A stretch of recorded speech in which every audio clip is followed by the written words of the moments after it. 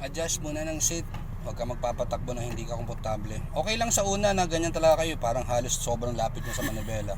Huwag lang yung nakadikit talaga kayo sa manibela, ma'am ha. Kailangan na kasi yan yung may level na at least ng mga 90 degrees pa eh. Yan, adjust the seat. Komportable kaya.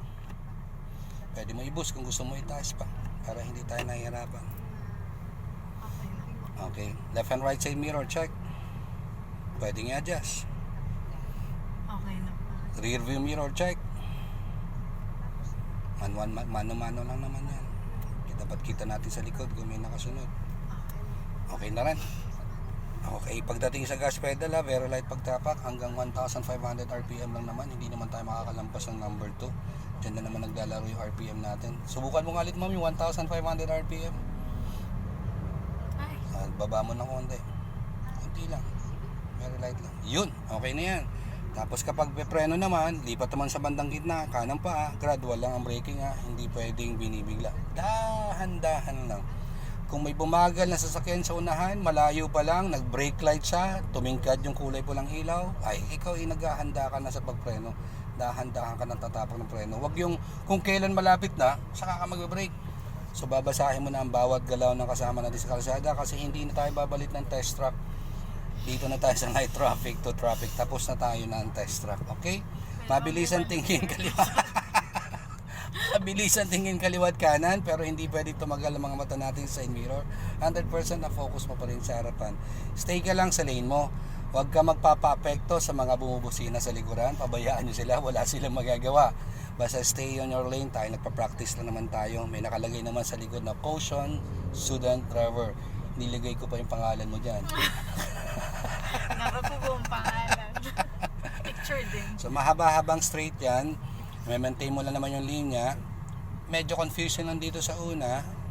Lilipat ka ng konting left. Pero gagamitin mo signal light ha. Hindi pwedeng hindi ka magsisignal. Pag okay na, balik ka sa original lane mo.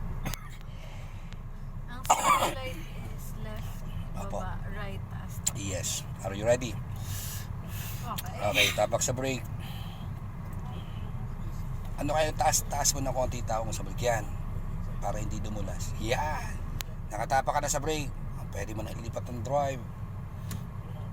Handbrake release. Habang nakatapak pa rin sa brake, hindi pwede bitawan yung brake pedal kasi hindi pa naman tayo gagalaw. Signal light left, paki-ready. Tingin sa kaliwang salamin.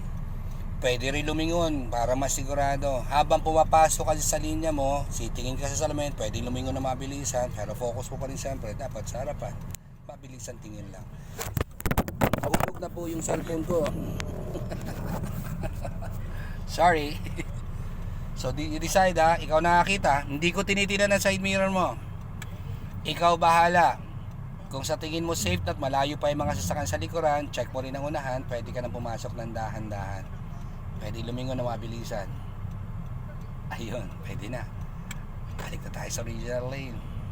Dito ka muna sa bandang right bago tuluyang gigit na. Tapos sisilip ka na naman sa salamin sa likod at mag-signal ka. Magsasabi sa kanila, uy, lilipat ako ng gitna ha, baka pwede nyo ako pagbigyan. Eh, hindi pa na kailangan mag-gas kasi gumagalaw pa naman eh. Pwede na kaya? Palampasin ko lang. Sige, palampasin natin yan. Papalampasin daw ni ma'am yung nag-iisang motorsiklo mo, no? O, yan, nakakita siya, free na talaga, libre na. O, yan, pwede na. Magagas na ngayon para bumilis na. Very light lang. Good. So kami naman ng mga instructor may sarili pong rear view mirror. Kaya alam namin na kunyari hindi namin tinitingnan yung mga salamin ng mga estudyante. Meron ko kaming sariling salamin to check kung tama yung desisyon ng mga estudyante pagpapasok na sa kanilang linya o lilipat ng linya. Sige. Sandal ka naman ng konti. Pantay pa naman yan eh. Huwag ka masanay na ganyan. Kita mo naman yan. Tuloy mo lang.